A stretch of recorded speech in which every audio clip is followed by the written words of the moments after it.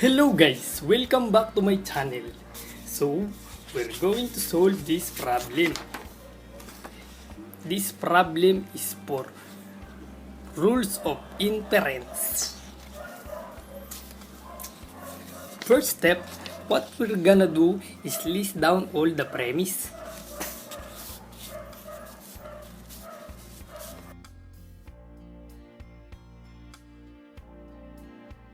So now guys, we list all our premises. This is our premises.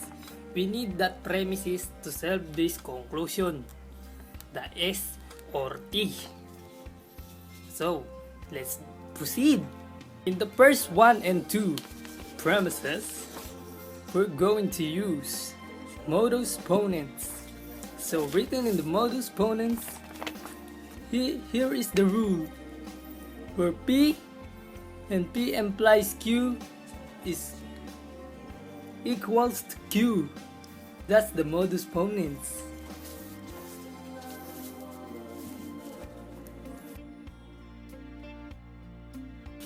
So how did I get the letter Q? So I'm going to show you and apply this rule of inference. See, we get Q. Then it's our fifth premise using the modus ponens rule of inference. So the second step to solve this problem is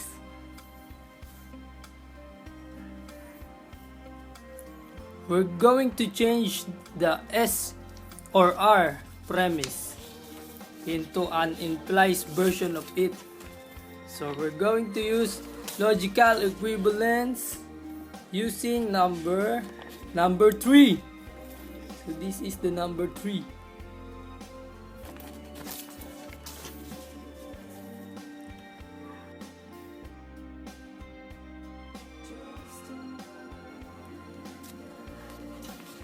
How did I do that?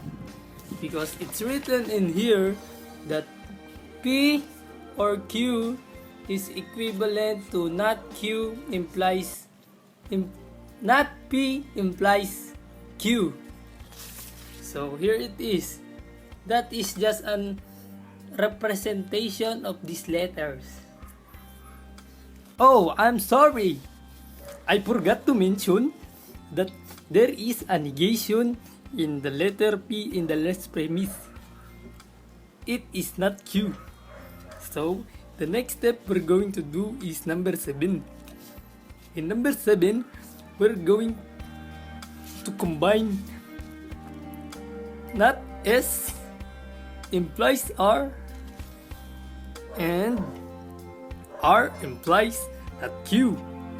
So we're going to apply the modus, no, not the modus ponens. We're going to apply hypothetical syllogism. So here it is. See this? It's P implies Q, Q implies R. It is equivalent removing the midman, which is Q. That's the equivalence of it. Easy to understand, guys. So we're going to get here. Therefore, what we're going to get is removing the midman.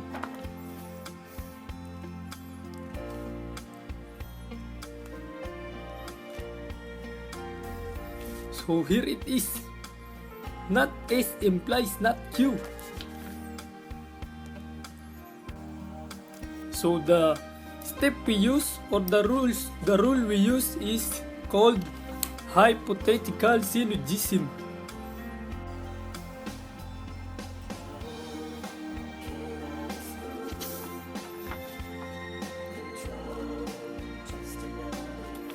So we use it in number 6 and number 4.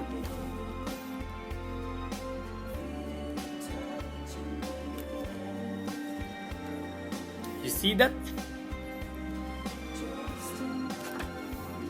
So the last step we're going to do, oh, it's not the last step, it's just the second to the last step,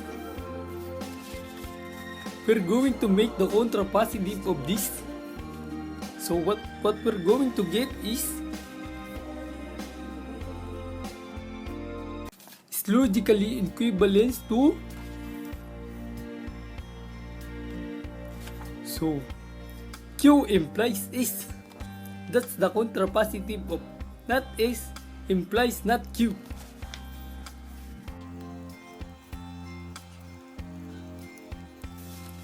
So the only remaining premise in our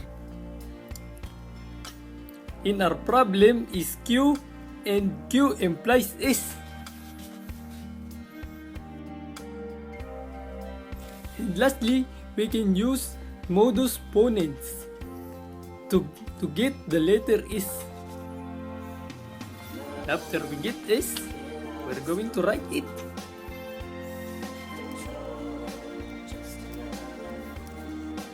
So the last step is number 10.